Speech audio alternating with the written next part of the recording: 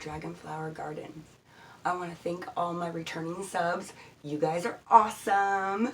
And if you're new here, we talk about gardening, seed saving, food preservation, wild foraging, bushcraft, and agricultural news that affects you.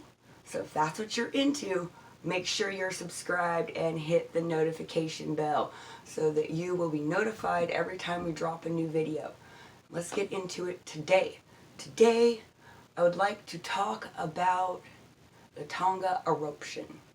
The Tonga eruption sent an insane amount of water vapor way up into the atmosphere. Like way, way up. And so when it gets up there, it gets stuck in there. And when it gets stuck in there, it circulates. Makes the bottom part colder. It doesn't let any sunlight through.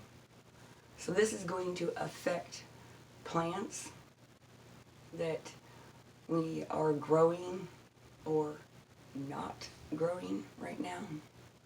The Tonga eruption is starting to show that it is cooling this part of the world where it has gone into summer right now, and they should be able to start planting their crops.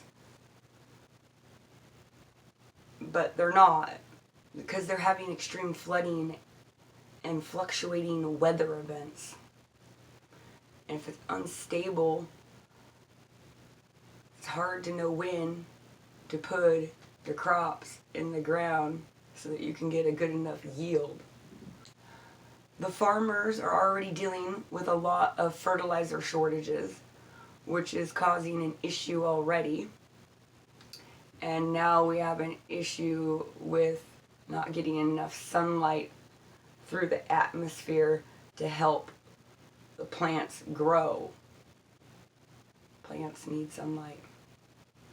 Y'all, you need sunlight.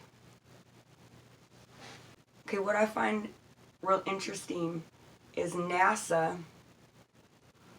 was following the development of this island, right?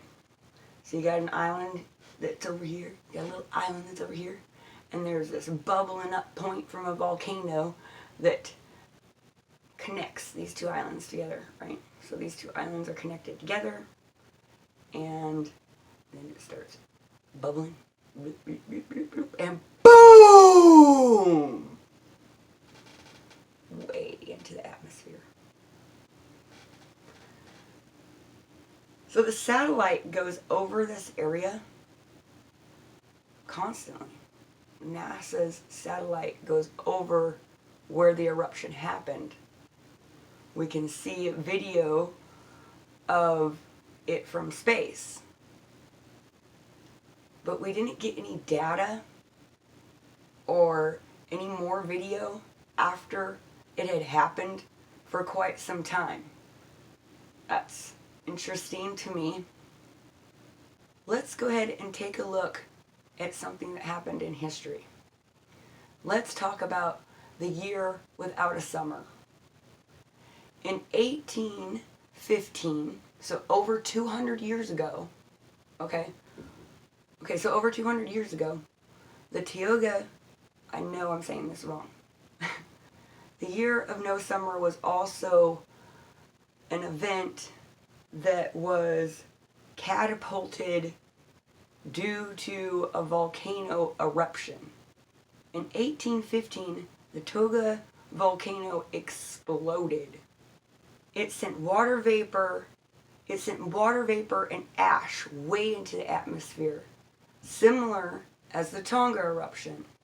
1816, the year referred to as a year with no summer. Growing crops during this time was extremely difficult. There was a mass famine. Lots of people starved. There was social upheaval.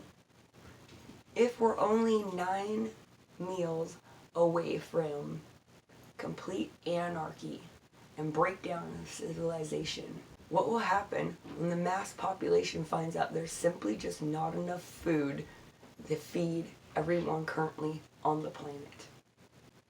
If you would like to dive more into the Tonga eruption and how it is potentially going to be affecting us in the long run and how it will be affecting us and our food supply, I recommend David Dubine over at Adapt 2030. When you're over there, tell him that Diana from Dragonflower Gardens sent you and give him a big thumbs up, guys.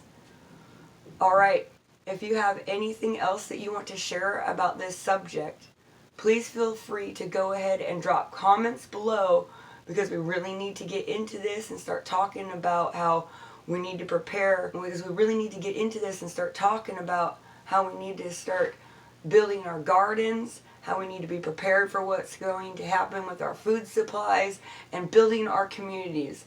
So join us over at Facebook, or you can contact us by email or leave us a comment at the bottom of this video. And thank you for watching Dragonflower Gardens.